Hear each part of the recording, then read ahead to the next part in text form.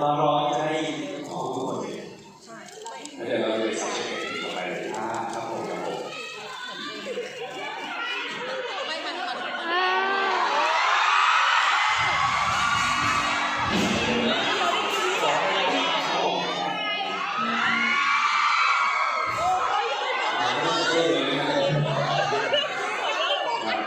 เราไปลองซาวด์เพลงนะครับเราจะได้ดูสิ่งเป็นไงกันบ้างหลายคนวันนี้นั่งตาใครเราแรกครับโอ้ยทำไมถึงเล่นไม่ได้เห็นกันหมดเลยว่าเต้น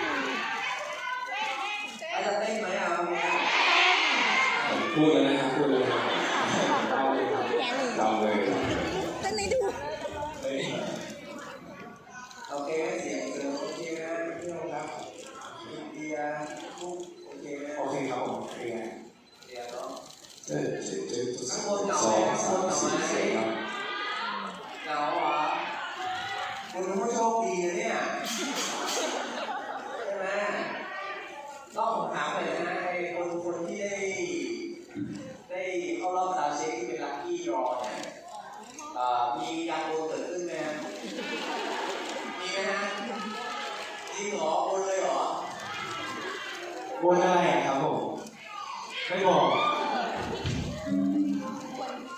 ไม่ได้กิน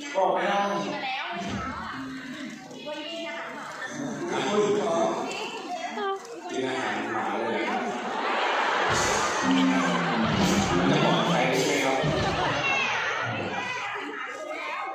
เดี๋ยวเป็นซีเรียลปกติก็ได้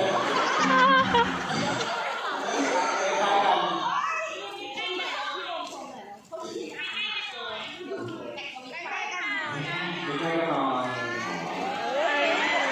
อะไรที่พี่ดูไว้ยังไงอ่ะพี่โดนอยู่ไหนนี่พี่ดูอีกมาใกล้ๆกันดู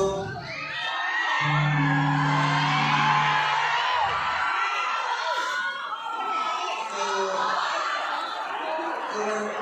ใครอยู่ใกล้กันปุ๊บมีจิ้มปั๊บกันได้เนาะมีจิ้มกันเนาะดูคู่เลยนะครับผม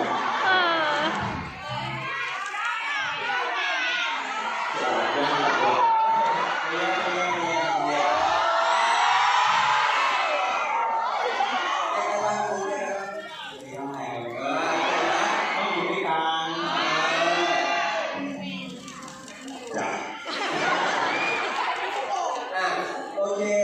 รอบในวันนี้นะครับผมก็หวังว่าทุกคนจะสนุกนะครับหลายๆคนที่เป็นรอบแรกนะครับก็อย่าไปดูสปอยเยอะนะดูไหมมีใครที่แบบพยายามจะไม่สอนทวิตพยายามจะไม่ดูสปอยมีไหมครับ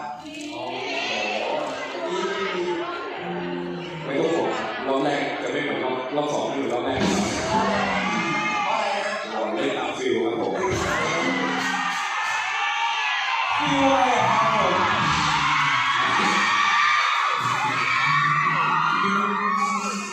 สปอยไม่ได้จริงก็เมื่อคนดู2 รอบไปดูเล่น2 รอบ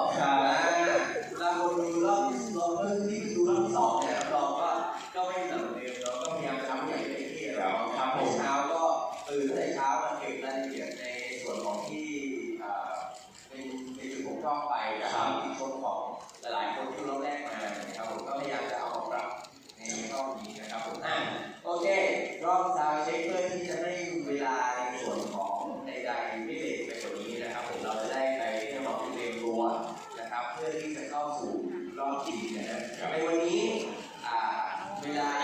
เราจะทำตามหน้าของวันที่สนามเราดีนะครับผมแล้วก็อีกนี่ก็เป็นเรื่องของฝั่งแล้วก็อีกส่วนหนึ่งของวันนี้ก็ในช่วงไหนครับก็เพื่อที่ทุกคนจะได้มีเวลาแบบเต็มที่เราจะได้พยายามที่จะให้มันก่อนนะครับ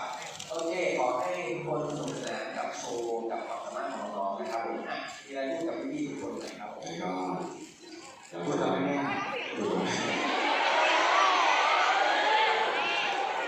เดี๋ยวพลังไว้ผมเป็นพลังนี้เลยนะครับ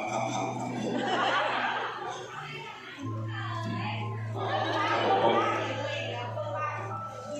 นะครับก็อย่างที่พี่บอกไปนะครับผมวันนี้เราก็พยายามจะทำกันเต็มที่นะครับแล้วก็อยากให้ทุกคนสนุกไปกับเราจริงๆนะครับผมก็วันนี้อาจจะช่วยพวกเราด้วยครับ